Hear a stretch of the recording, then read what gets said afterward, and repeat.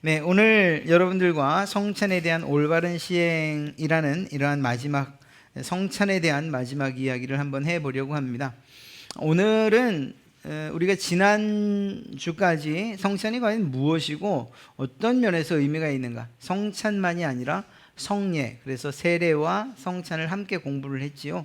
그리고 이제 이것들을 실제로 시행하게 될 때에 부딪힐 수 있는 문제, 이 81, 82 이 두 가지의 질문과 대답은 바로 그것에 관한 것이고요.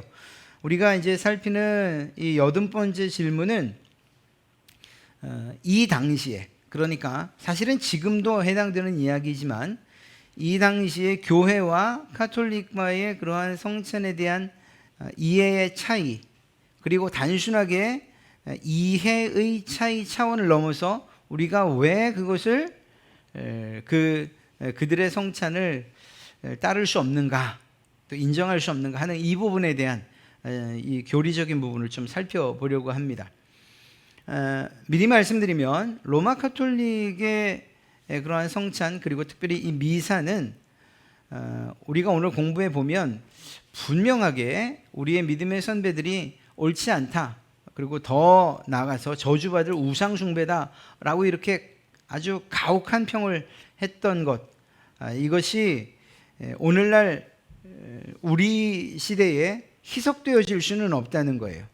그러니까 이런 신앙의 길이라고 할까요? 그분들이 닦아놓은 길을 우리가 요즘 세상이 어떤 세상인데 누구한테 또 뭐 우리 같이 믿는 사람들이라고 생각했는데 저주라니, 뭐 우상숭배라니, 이렇게 우리가 우리의 편한 대로 그냥 괜찮아, 그냥 하나 돼, 이렇게 이야기할 수는 없다는 거예요.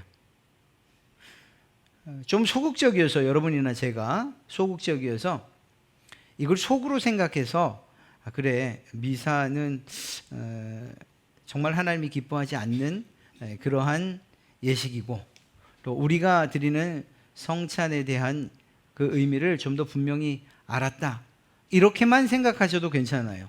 이걸 가지고 와서 누구와 논쟁하려고 배우는 것은 아니기 때문이에요. 우리가 우리의 믿음을 확고히 하고 올바른 신앙을 갖고자 하는 것이니까, 그런 점에서 어떻게 차이가 있고 왜 이렇게 가혹한 평을 했는가에 대한 이야기를 좀 한번 해보도록 하겠습니다. 8번째 질문은 성만찬은 로마 카톨릭의 미사와 어떻게 다릅니까? 그러니까 기독교에서의 성만찬, 성찬은 로마 카톨릭의 미사, 어떤 사람들은 같다라고 말하지만 다르다라는 것을 이야기하고 있는 거죠. 우리는 이 점을 잊지 말아야 돼요. 다르다. 그러면 어떻게 다른가? 성만찬은 십자가에서 단번에 들이신 예수 그리스도의 영원한 속죄를 통해서 우리 죄가 완전히 용서받았다는 선언입니다. 그러니까 단 한 번 영원한 효과가 있는 예수 그리스도께서 이루신 희생 제사, 한 번이라는 게 한 번. 그리고 그 효과가 영원하다는 거죠. 또한 그것은 성령께서 하늘아버지 우편에 계시면서 우리의 경배를 받으시는 그리스도에게 우리를 연합케 하신다는 선언이었습니다. 우리가 지금까지 배워왔던 것처럼 성찬을 통해서 그리스도와 연합되어지는, 이 참으로 신비한 연합이라고 그렇게 표현할 수 있는, 그리스도와 하나 되어지는, 그래서 그리스도가 우리 안에, 우리가 그리스도 안에 있는 이러한 그 연합의 비밀을 가시적으로, 그리고 느낌으로, 감각적으로 충분히 이해할 수 있는 것이 바로 이 성찬이라고 했죠. 마치 음식을 먹어서 우리가 힘을 얻는 것처럼 성찬에 참여하는 것을 통해서 그것이 우리와 우리의 몸에서 하나가 되어지는, 또 그 힘으로 살아가는 그러한 우리들이라는 사실을 생각할 때에 그리스도와 연합되게 한다는 이러한 선언이 바로 성만찬인 거죠. 그런데 미사는 그리스도의 몸이 사제들에 의하여 날마다, 이게 차이인 거예요. 아주 중요한 차이. 날마다 미사를 드릴 때마다 산자들과 죽은 자들을 위하여 드려지지 않는다면 그의 십자가 고난을 통해서는 사죄를 얻지 못한다고 가르치십니다. 그러니까 이 사람들은 유혈 제사, 예수님께서 십자가에서 피 흘리신 유혈 제사와 무혈 제사로 나눠서, 이 무혈 제사는 바로 성찬을 의미하는 거예요, 미사를. 그래서 이 두 가지를 구분하면서 동시에 사제들에 의한 이 무혈 제사에 참여하지 않는다면 사죄를 얻지 못한다라고 이야기하는 거죠. 미사가 사죄에 있어서 속죄의 아주 중요한 근거가 된다는 것입니다. 그 예식 자체가. 또한 그리스도의 몸이 떡과 포도주의 형태로 나타나셔서 우리가 얘기했죠. 화채설이라고. 화채설. 축사하는 순간 그 모양은 변치 않지만 본질은 그리스도의 실제 몸과 피로 바뀐다라고 하는 이런 화채설. 그곳에 그리스도가 경배를 받으신다고 가르치십니다. 그러므로 미사는 단번에 드리신 예수 그리스도의 희생제사를 근본적으로 부인하는 것이며 저주받을 우상숭배인 것입니다. 굉장히 강력하게 이야기하죠. 그러니까 우리 믿음의 선배들이 왜 이토록 강력하게 이야기를 했는가? 이것은 사실 성경이 말하는 진리, 특별히 구원에 관한 진리를 심각하게 훼손하는 것이기 때문이에요. 우리는 예수 그리스도를 믿음으로, 그리고 예수님께서 이루신 희생제사는 십자가에서 단 한 번, 예수님께서 십자가에 계속 못 박히시는 것이 아니잖아요. 우리가 회개할 때마다 예수님이 다시 십자가 하늘에서 내려와서 십자가에 못 박히시고, 우리가 회개하면 그때 우리를 용서해 주시고 다시 하늘로 올라가시고, 반복적으로 드려지는 게 아니잖아요. 예수 그리스도의 그 보혈의 효력은 과거, 현재, 미래 모두 유효하지 않습니까? 그것이 우리의 믿음이잖아요. 그러니까 예수님의 죽으심은, 십자가에서 죽으심은 단 한 번이면 충분하다는 거죠. 효력도 영원하다는 것이죠. 그것이 우리의 믿음이에요. 자, 그런 점에서 굉장히 다른 주장을 하고 있기 때문에, 그리고 더 나아가서 그들이 주장하는 바는 성경적으로 볼 때, 그것을 기준으로 해볼 때 우상숭배이며 저주받을 만한 일이다 라고 이야기할 수밖에 없는 거예요. 왜 그런가를 한번 좀 살펴보도록 하겠습니다. 미사에 대해서 우리 신앙의 선배들은 로마 교회의 미사에 대하여 저주라는 용어를 사용하면서까지 강하게 거부했어요. 왜 그런가? 성찬과, 우리가 말하는 성만찬, 성찬과 미사의 차이를 좀 한번 살펴보겠습니다. 미사의 유래가 뭐냐 하면, 저도 그냥 있는 대로 읽는 거예요. 라틴어 제가 잘 모르거든요. 이테 미사 에스트, 그렇게 읽는데요. 그 가운데에서 이 미사라고 하는 단어만 쓴 거예요. 그러니까 이 미사가 우리말이 아니고 한자도 아니에요. 그냥 라틴어 그대로 사용하는 말이에요. 가톨릭에서는 주장하기를 이렇게 말합니다. 원래 이 말은 고대 로마 시대 때 황제 아련이 끝났으니 돌아가시오, 해산, 이런 의미가 있다는 겁니다. 그래서 패정했으니 해산하시오, 이런 뜻으로 이테미사 에스트라고 했다는 거죠. 그런데 이러한 문장을 5세기경에 가톨릭 교회가 받아들여서 사용하면서 그것이 오늘날까지 굳어진 이야기라는, 이 인사라는 것입니다. 그리고 말이라는 거죠. 미사를 마칠 때에 사제나 부제는 미사가 끝났으니 가서 복음을 전합시다, 또는 평화로이 가서 주님을 찬양하며 삽시다 라고 말한다는 거예요. 이게 제 이야기가 아니고 가톨릭 인터넷 뉴스 굿뉴스라는 곳에서 미사란 무엇인가 라는 질문에 대해서 라파엘 신부, 제가 라파엘 신부 얼굴까지는 모르겠더라고요. 그냥 글자만 써있어. 라파엘 신부가 대답한 내용을 그대로 옮겨놓은 거예요. 그러니까 그들은 이야기하는 거죠. 미사, 그거 굉장히 좋은 의미예요. 이제 마쳤으니, 미사가 끝났으니 이제는 가서 해산, 복음을 전하러 흩어집시다, 이런 이야기예요. 이거면 얼마나 좋아요. 그러니까 사실 엄밀히 따지면 이 미사라는 용어가 문제가 있는 것은 아니에요. 자, 그런데 교회의 주장은 무엇이냐? 이런 의미가 있다고 주장을 하고 우리는 그걸 받아들이는 거죠. 초대교회는 성찬식을 정회원만 해요. 지금도 마찬가지죠. 누구만 하죠? 세례 받은 사람들, 그리고 입교인들만 성찬을 해요.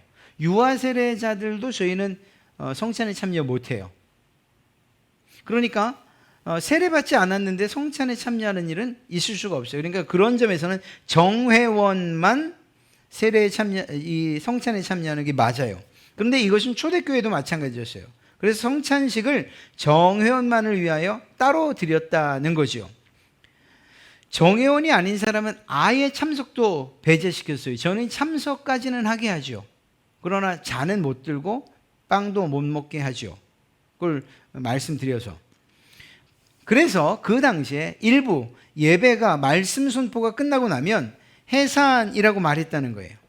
그래서 미사라고 말하면 그때 세례받지 않은 사람들이 예배실을 떠나고 정회원만 남아서 그때부터 성찬식에 참여했다는 거죠. 그러다 보니까 라틴어를 몰랐던 일반 사람들이 미사라고 하는 이 말을 어떻게 받아들였냐?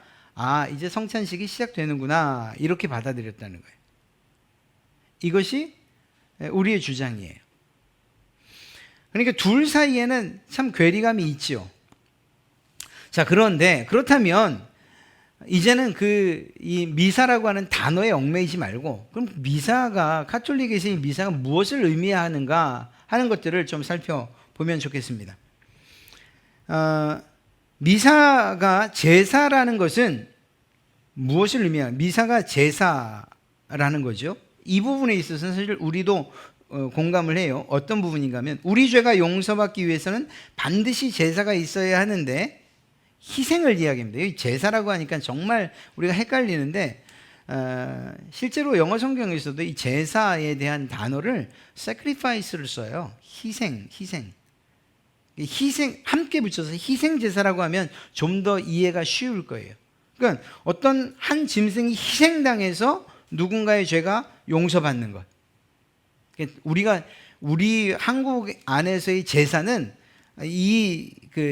상차리고 절하는 이 제사에 대한 이미지가 너무 강해가지고 그냥 제사라고 하면 그걸 생각하는데 그게 아니고 희생이에요. 희생, sacrifice. 그래서 희생 제사라고 연결하면 그러면 구약의 제사가 뭘 말하는 겁니까? 짐승을 가져와서 내 죄를 얹고 그리고 그 짐승을 죄값으로 죽일 때 내 죄를 가지고 죽은 짐승 때문에 내가 깨끗해졌다라고 말하는 거죠. 그것이 나를 위해서 희생당한 죽음당한 그러한 제물이죠. 그런 점에서 제사라고 이야기하지 않습니까? 그렇게 이해를 해야 돼요. 미사가 제사, 희생제사라고 하는 것은 무엇을 의미하는가? 우리 죄가 용서받기 위해서는 반드시 희생제사가 있어야 하는데 예수님께서 십자가에 달리심으로 우리 죄를 위한 완전한 희생제사를 드리셨다. 이건 그들이나 우리나 똑같이 믿고 있는 바예요. 예수님께서 우리를 위해서 완전한 희생제사를 드리셨다. 이거는 틀리지 않아요. 저희도 그렇게 믿고 그들도 그렇게 믿어요. 그런데 이제 다른 것이 무엇인가를 좀 살펴볼게요.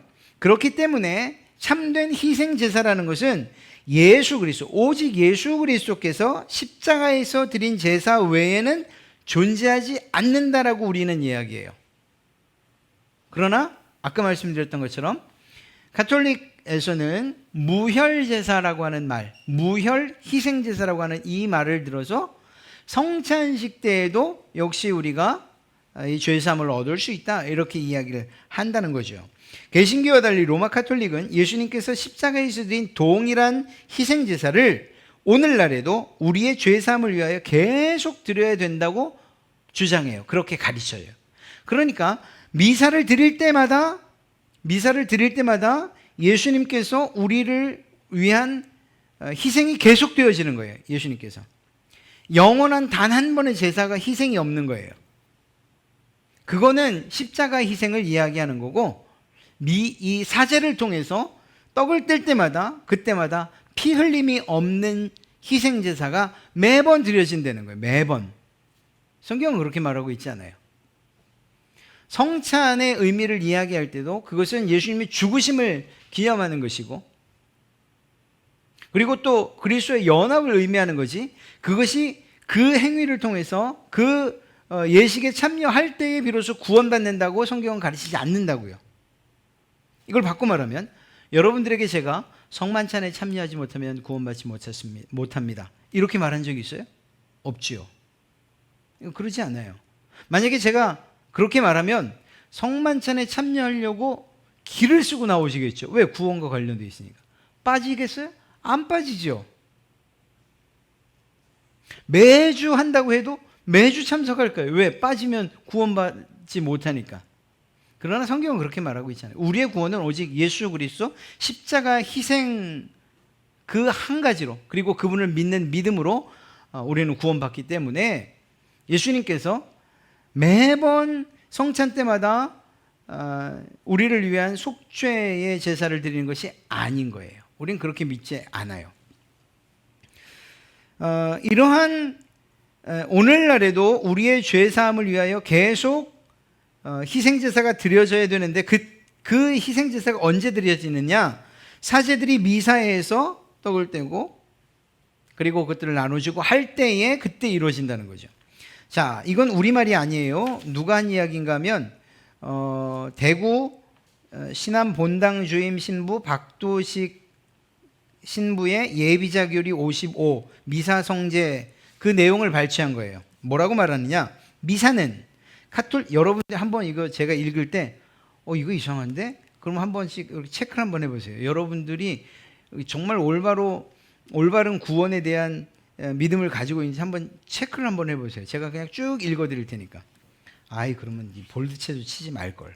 자, 미사는 가톨릭 교회의 가장 중심이 되는 의식이다. 성체가 이루어지는 최후 만찬의 연속이며 십자가상의 제사가 재현되는 너무나도 귀한 제사이다. 미사는 십자가의 제사가 계속되는 인류 구원의 성제이다. 거룩한 제사라는 얘기입니다. 예수님이 제관이 되시며, 그러니까 제사장이 되시며 제물이 되신 십자가 성제 거룩한 희생 제사와 다른 점은 십자가에서는 유혈제였으나 제단에서는 무혈, 피가 없는 제라는 것이며, 그 외에는 십자가에서는 인간성의 예수님이 친히 죽으셨지만은 제단에서는 사제의 손으로 성체, 이 떡을 나눌 때 이 성체, 즉 면형의 모습으로 자신이 제물이요 동시에 제사장이 되시는 것이 다를 뿐이다. 혹시 여기에서 읽을 때 이거 막 거부감이 일으키는 그런 단어들이 있었어요? 만약에 저에게 이야기하라고 한다면 제사가 재현되는, 그리고 십자가상의 제사가 계속되는, 그리고 유혈제와 무혈제를 구분하는 것, 뭐 이런 정도 한번 저는 생각해 보겠어요. 그 다음에 무엇이라고 하는가? 미사 성제는, 미사를 통한 거룩한 제사는 첫째로 우리 죄를 씻는 속죄의 제사이다, 이렇게 말해요. 여러분 공감하십니까? 이거 따르실 수 있겠어요?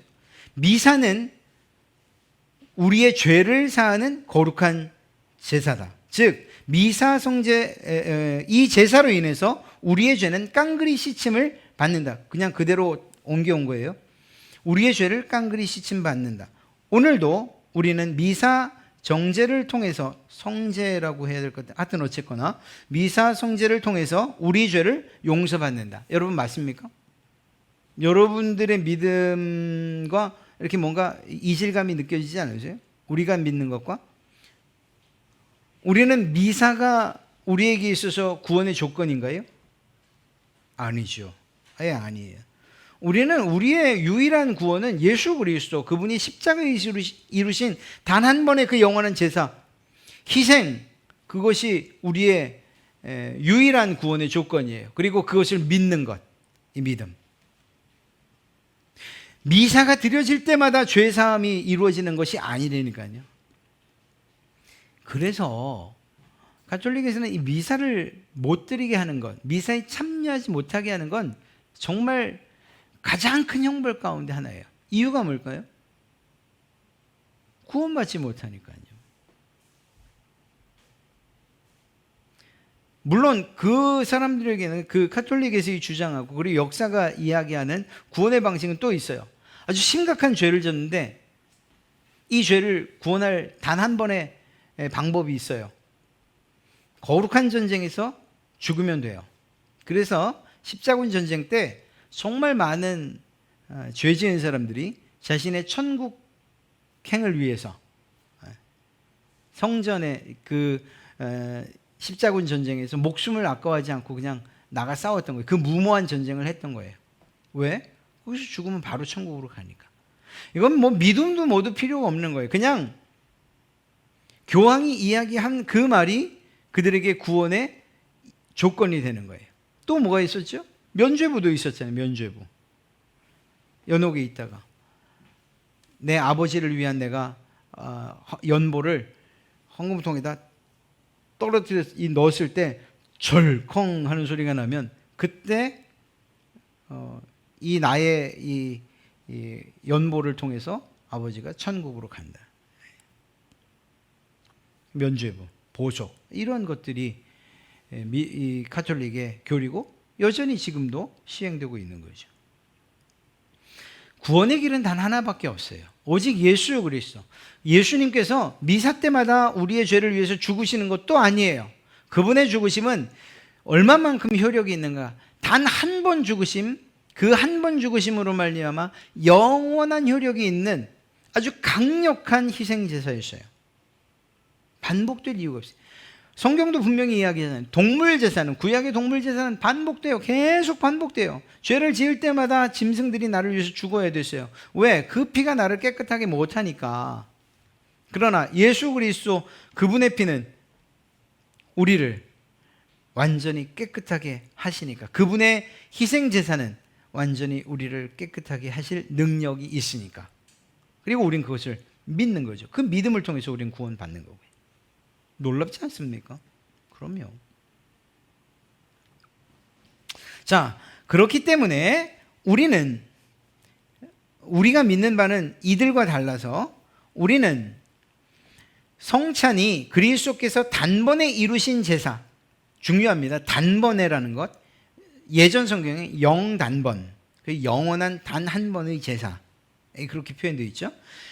단번에 이루신 희생으로 우리 모든 죄가 이미 완전히 사해졌다는 사실을 증명하는 거예요. 증명하는 것. 그것이 성찬이에요. 그 성찬 자체가 우리에게 구원을 주는 것이 아니고, 그 성찬을 통해서 나를 위해서 예수 그리스도가 십자가에서 죽으셨고 그 죽으심, 그 희생 제사를 통해서 내가 구원을 받았지라고 하는 것을 다시 한번 확신 있게 우리가 확신을 갖는 것, 그것이 바로 우리에게 있어서 이 성찬의 의미인 것입니다. 성찬은 그렇기 때문에 성찬을 통해 죄가 사해지는 것이 아니고 이미 죄가 사했다는 사실을 확신하는 것이라니까요. 우리가 물론 그러지는 않겠지만 성찬에 두려움을 가지고 이 성찬 참여 못하면 난 천국 못 가라고 하는 이런 두려움을 가지고 성찬에 참여하지 않잖아요. 다만 정말 마음을 다해서 준비를 다해서 성찬에 참여하면, 그러면 내 죄가 이미 용서받았다는 사실을 확신받게 되는 거예요. 그래서 더 힘있게 예수 그리스도를 믿고 살아가게 되는 거죠. 하나님께서 기뻐하시는 성도로서의 삶을 더 힘있게 살아가게 되는 거예요. 완전히 차이가 있죠. 참여하지 않으면 구원 못 받아요 라는 것과 참여해서 이미 구원받았다는 사실을 확증을 얻는 것과는 완전히 다른 거죠. 한편은 두려움으로, 한편은 감사함으로 참여하게 되는 거죠. 완전히 다른 거죠. 자, 미사는 그 성격상 근본적으로 우상 숭배다. 그 앞에 걸 먼저 해야겠네요. 이 희생제사라는 것은, 즉 그들이 말하는 미사나 성찬은 사실 기본적으로 우리가 무엇인가를 드리는 행위지요. 이 제사라는 것은 예수님께서 희생제사라고 할 때에 예수님께서 자기의 몸을 드렸던 것처럼, 또 구약시대에 죄 지은 사람들이 제사를 위해서 짐승을 가져와 하나님께 드렸던 것처럼 제사는 무엇인가를 하나님께 드리는 행위예요. 그러나 성찬은 이와 반대죠. 우리가 주님께로부터 영적인 유익을 얻는, 그것을 받아 먹는 그러한 식사라고 이야기할 수 있어요. 그러니까 완전히 다른 의미가 있는 거라는 거예요. 하나는 유혈제, 하나는 무혈제, 이렇게 말할 수 없다는 것입니다. 자, 둘째로 미사는 그 성격상 근본적으로 우상숭배다. 로마 카톨릭은 미사에서 떡과 포도주가 예수 그리스도의 살과 피로 바뀐다고 가르치죠. 우리가 지난주 살폈던 것처럼 사제들은 떡 앞에서 무릎을 꿇어 경외심을 표합니다. 떡을 받는 사람들도 그래요. 성찬할 때 보면 저는 이제 과제 때문에 성공회를 가봤어요. 성공회도 마찬가지예요. 그거 받을 때 이렇게 서서 안 받아요. 무릎 꿇고 받아요. 이렇게. 이유가 뭘까요? 거룩한 떡이니까. 거룩한 예수 그리스도의 몸이니까, 예수 그리스도의 피니까 그거는 흘릴까 봐, 한 방울이라도 흘리면 안 되니까 신자들은 못 먹고. 그러니까 그렇게 무릎을 꿇어 경외심을 표합니다. 물론 그들은 떡을 숭배한 것이 아니고 그리스도를 경배한다고 말하지만 피조물을 하나님이라고 생각하면서 경배하는 것이라고 우리의 믿음의 선배들은 이야기하고 주장하고, 우리도 그 주장에 동의하는 거예요. 한번 보세요. 모세와 함께 출애굽했던 이스라엘 백성들이 모세가 40일 동안 시내산에 올라갔을 때 뭘 하죠? 황금 송아지를 만들어요. 황금 송아지를 만들었을 때에 그걸 뭐라고 이야기합니까, 그들이? 아론이 그것을 어떻게 소개하죠? 보라, 너희를 애굽에 원래 요청하기도 우리를 애굽에서 인도해낸 신을 우리에게 주라. 그래서 금송아지를 만들고 이것이 너희를 애굽에서 인도해낸 신이다, 이렇게 말하죠. 그 사람들이 송아지라고 믿고 경배를 했을까요? 아니면 하나님이라고 믿고 경배를 했을까요? 하나님이라고 믿고 경배했죠. 그러나 하나님 보실 때 그것은 우상숭배죠. 그러니까 미사를 통해서 떡과 포도주를 우리가 숭배하는 게 아니고 예수님을 그만큼 경배하기 때문에 우리가 이런 의식에 이런 부분들을 반영한 것입니다 라고 말한다 할지라도, 실제로 정말 그들이 존중히 여기고 또 무지한 어떤 사람들이 그 예수님의 떡과 피를, 살과 피를 상징하는 떡과 포도주를, 그것을 경배한다면 그것은 출애굽 당시 이스라엘 백성들이 범했던 오류와 똑같은 잘못을 범하고 있는 거예요. 자, 그것을 우리는 무엇이라고 말하죠? 송아지를 우상이라고 말하죠. 그러면 그런 입장에서 보면 이건 역시 그렇죠. 그래서 그분들은 그렇게 끝난 성찬, 그러니까 미사가 끝나고 난 다음에 그거를 다시 이렇게 막 뭐라고 할까요? 보물을 다루듯이 해서 또 이렇게 그 강단 한 곳에 모시고 문을 또 딱 잠가놔요. 왜? 거룩하니까. 사실 로마 카톨릭에서 경배하는 건 그것뿐만이 아니에요. 성자들의 유골도 보관을 해요. 그래서 성당에 유명한 성자들의 유골함이 있다? 그럼 거기는 매우 붐벼요. 그 성자가 가지고 있는 그 공덕이 넘쳐나기 때문에 그거를 자신들이 받을 수 있다고 생각하기 때문에, 그거를 뭐라고 표현할까요? 우리는 예수 그리스도를 잘 믿다가 그들의 신앙을 기리는 거예요 라고 말한다 할지라도, 그러나 많은 성도들은 가서 그것이 내게 어떤 효험이 있는 것처럼 그렇게 숭배하죠. 그러면 그건 뭐죠? 그게 우상인 거죠. 마리아상의 그런 또 예수님 상의 발가락이 다 닳도록 문지르면서 이렇게 하는 그 뭐죠? 예수님을 존경하기 때문이에요, 경배하기 때문이에요 라고 말하지만, 그러나 정말 예수 그리스도에 대한 생각이 우리의 마음 속이나 혹은 형상으로 만들 수 없는 그분에 대한 존중이 아니라 그 상을 보고서 한다면 그러면 그건 우상인 거죠. 그래서 실제적으로 개혁교회에서는 교회 안에 어떤 형상도 두지 않아요. 심지어 십자가 형상도. 혹이 어떤 사람 중에 한 사람이 그 십자가를 바라보면서 그것이 마치 우상처럼 취급될까 하는 이런 생각 때문에, 이런 마음 때문에, 아, 저 십자가를 보고 기도하면 뭔가 잘 풀려. 그런 거 안 된다는 거예요. 그런 점에서 볼 때에 이 미사는 근본적으로 성격상 우상숭배다라고 말하는 것입니다. 그리스도의 몸은 하늘에 계시기 때문에 하늘에서 경배를 받으셔야 되죠. 더 나아가 성령 하나님에 의해서 우리는 하늘 우편에 계신 그리스도와 한 몸이 되었어요. 그렇기 때문에 떡 속에 있는 그리스도의 몸을 경배한다고 주장하는 것은 불필요한 거죠. 왜? 예수님은 떡 속에 계시지 않으니까요.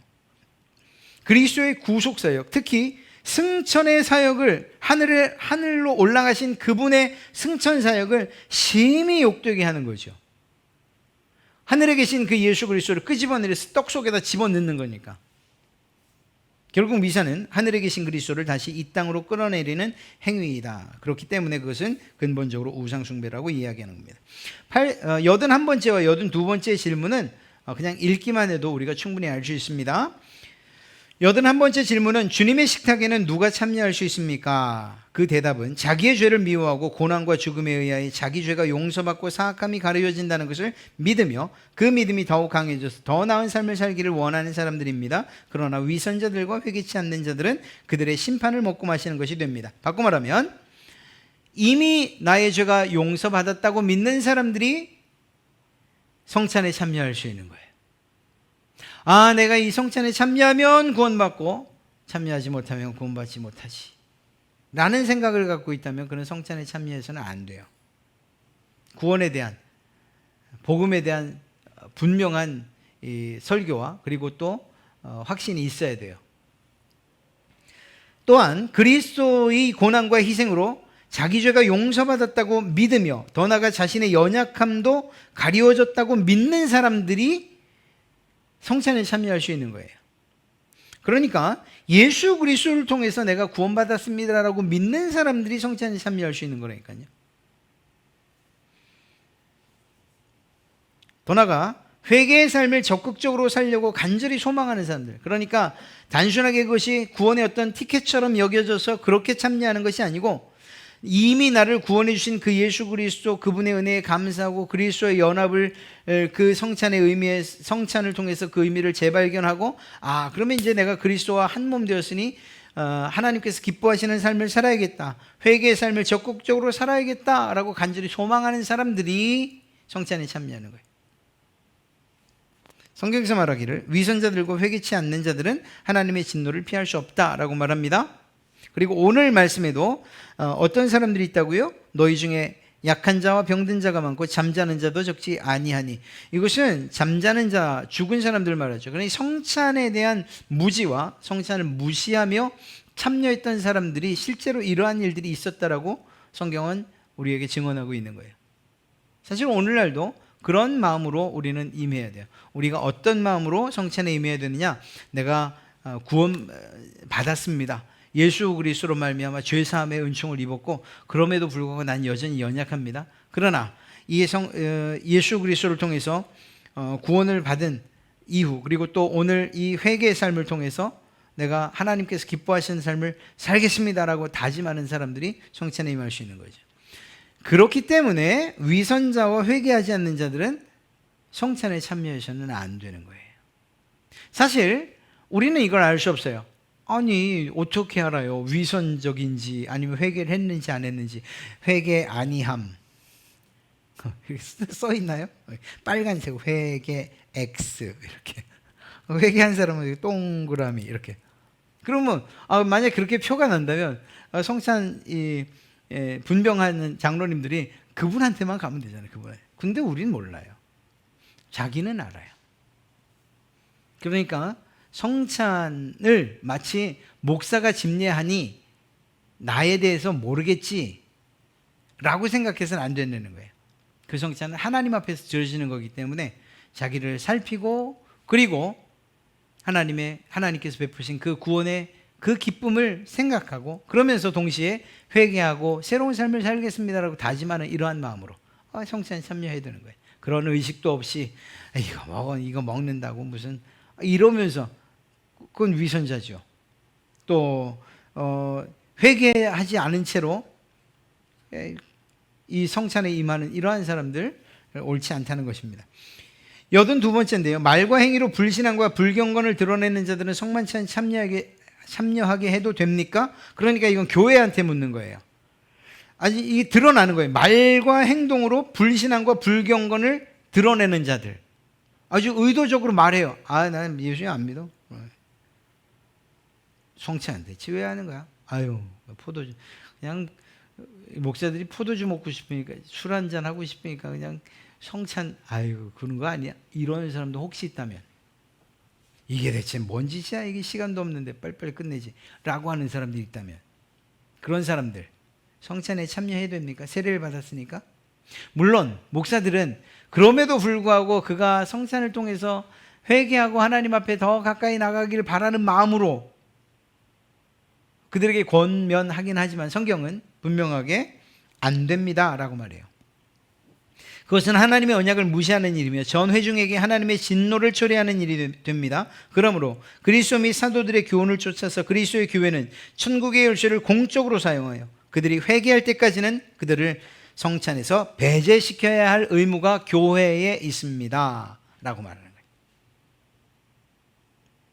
말과 행동으로 분명하게 회개가 필요한 사람들, 그리고 하나님을 무시하고 또 하나님의 말씀을 믿지 못하는 분명한 증거가 있다면 그분들은 세례를 받았다 할지라도 그럼에도 불구하고 성찬에서 배제시켜야 되는 거죠. 진정으로 회개하고 돌아오기 전까지는 말이에요. 성찬은, 바꿔 말하면 성찬은 그냥 아무렇게나 또 죄사함을 위해서 조건이 되어지는 그러한 의식이 아니라는 거예요. 이 성찬을 우리가 어떻게 생각하고 또 어떻게 참여하는가 하는 것은 매우 중요해요. 그래서 성찬이 있다 하면 그러면 그 성찬에 내가 어떤 마음으로 임해야 될지, 또 내가 받은 구원의 기쁨이 얼마나 큰지, 그럼에도 불구하고 하나님 앞에 내가 연약하다는 사실들을 믿음으로 고백하고, 그러니까 이제 내가 회개의 삶을 살겠습니다, 성찬을 받은 이후에 그리스도와 연합된 삶을 살겠습니다 라고 하는 사람들이 성찬에 참여하고 하나님께서 주시는 그 성찬을 통한 은혜를 누릴 자격이 있는 사람들이다, 이렇게 이야기하고 있는 것입니다. 자, 미사와의 차이는 굉장히 크지요. 사실 가톨릭과의 이러한 교리적인 부분들의 이 다른 것은 정말 굉장히 많아요. 지금 제가 뭐 말씀드린 것들은 일부의 일부분일 뿐이고, 그래서 아주 강하게 이야기하시는 분들은 가톨릭은 이단이다 라고 말하고, 또 저처럼 좀 쫄보여서 그렇게 말 못하는 사람은 이단적이다 이렇게 얘기하기도 합니다. 그러나 성경에 비추어 본다면 정말 확실히 이단적인 것들이 너무 많죠. 마리아 숭배라든가 교황 무호설이라든가. 그러니까 교황의 권위가 성경보다 위에 있죠. 교회의 권위보다 위에 있어요. 교황이 말하는 건 무호설, 오류가 없다, 뭐 그것뿐만 아니라 또 구원은 받는 방식도 면죄부도 있었고, 또 보석도 있고, 그리고 아까 말씀드린 성전에 참여해서 순교당하는 일들도 있고, 꼭 그 사람의 믿음이 아니어도 남아있는 가족들의 그러한 간절한 간구와 그리고 그 보석이 그를 구원한다고 성경은 그렇게 말하고 있지 않잖아요. 성모 마리아가 예수님께 기도하는 것보다 성모 마리아를 통해서 기도하는 것이 더 잘 응답된다. 그건 요한복음에서 물을 포도주로 바꾸는 사건을 예를 들어서 그렇게 이야기하는 거예요. 그것을 근거로 꼽아라. 예수님께서는 안 하신다 그랬는데 예수님의 어머님이 한마디 하니까 그냥 금방 기적을 베풀지 않으셨느냐. 그래서 성모 마리아를 더 숭배하죠. 옳지 않은 거죠. 그림들이 많고 이 조각들이 많고, 그리고 그 이야기 가운데 그 은혜를 베푸는, 은덕을 베푸는 사람들 가운데 사람들, 즉 예수님만이 아니라 그 성자들의 그러한 그룹들도 너무나도 많고, 하여튼 그러한 부분들이 있어요. 뭐 언젠가 기회가 되면 좀 냉철하게, 그러면서도 좀 그냥 우리만 듣는 우리가 알아야 될 부분들을 좀 공부해 보는 것도 나쁘진 않을 것 같습니다. 자, 어찌됐거나 오늘 성찬에 대한 이해가 여러분들에게 올바로 있어서 앞으로 성찬에 임하실 때에 어떤 마음으로 임해야 되는지, 또 그 성찬이 무엇을 의미하는지, 그래서 올바른 성찬의 시행이 이루어질 수 있도록 그렇게 잘 준비하신 여러분들이 되면 참 좋겠습니다.